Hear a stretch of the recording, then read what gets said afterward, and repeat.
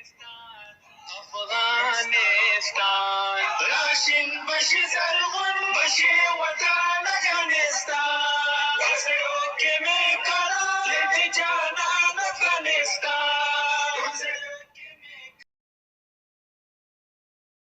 سلام مینه او درنښت هیله د ټول به روغ جوړ او صحتمند وئ. راځو د نن ورځې درس ته. د نن ورځې درس کې دوستانو ما مهم ویربونه راخیستي دي او ویربونه مې په جملاتو کې استفاده کړي ترڅو پورې په هر ویر باندې په صحیح معنا پوه سو او جملې پکې زده کړو. راځو درس شروع کړو. ویختیگه ویربن مهم فعلونه. اول nehmen اخیستل. Ich nehme eine Cola und ein Brot.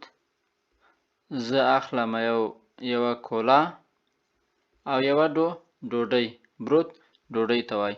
نیمن دوستانو اخیستل یعنی په لاس کې اخیستل. پوه شوې؟ هغه سودا کول نه چې له بازار نه یو شی اخیستلی. پوه شوې؟ په لاس کې اخیستل ځان سره وړل دې ته دغه نیمن ته وایي.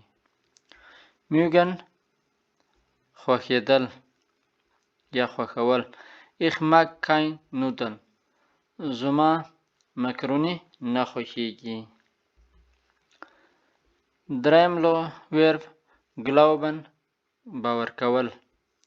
Ich glaube an myself. زه مې په خپل ځان باندې اعتبار لرم یا باور لرم. dürfen اجازه ورکول. Du darfst nicht hier rauchen. ته دلته اجازه نه لرې چې سګرټ وڅښې.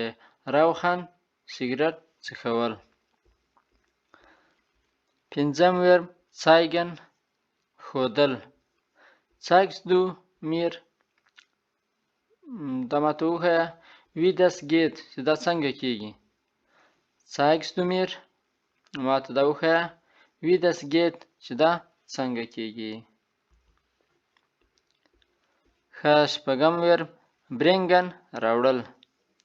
bringst du mir bitte ein Glas Wasser. په بښنې سره ماته یو ګیلاس اوبه راوړه. fragen پوښتنه کول. er fragt nach dem Weg. هغه د لارې پوښتنه وکړله. leben زندگی کول یا اوسېدل.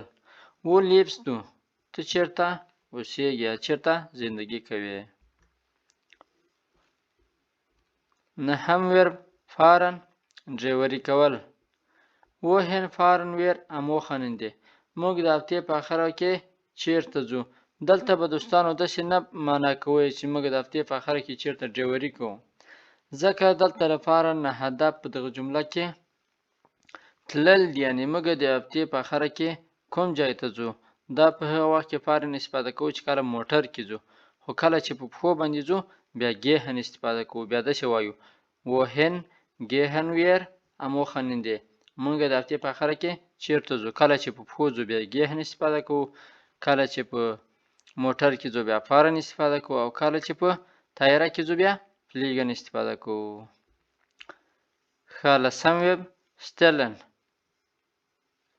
stellen دوستانو کېښودل. wir stellen das Sofa ins Wohnzimmer.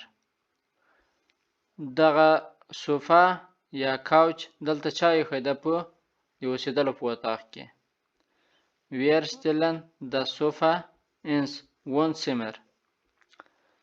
دا د اوسېدلو په اطاق کې کاوچ یا صوفا چا ایښودلې ده. ښه راځو ادامې ته. 11 ویرب versuchen کوشش کول. ich versuche dir zu helfen. زه کوشش کوم چې تا سره کومک وکړم.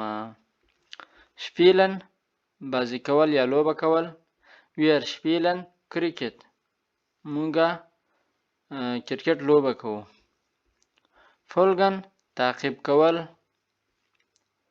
folg mir ich kenne den Weg. ما تعقیب کړه زه په لاره باندې بلد یم، یا ما ته لاره معلومه ده، یا زه لاره پیژنم.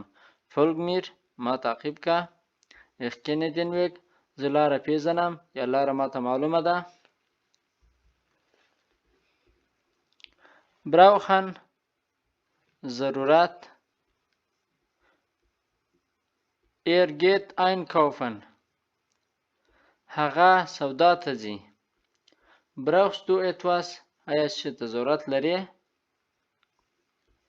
bestehen کامیابیدل یا پاس کول hast du die Prüfung bestanden آیا ته په امتحان کې کامیاب شولې دا دوستانو د نن ورځې درس کوشش وکړئ ویډیو له ملګرو سره شریک کړئ چینل در سره سبسکرایب کړئ تر بیا بلې ویډیو ښه خوشحاله وخت دی الله په امان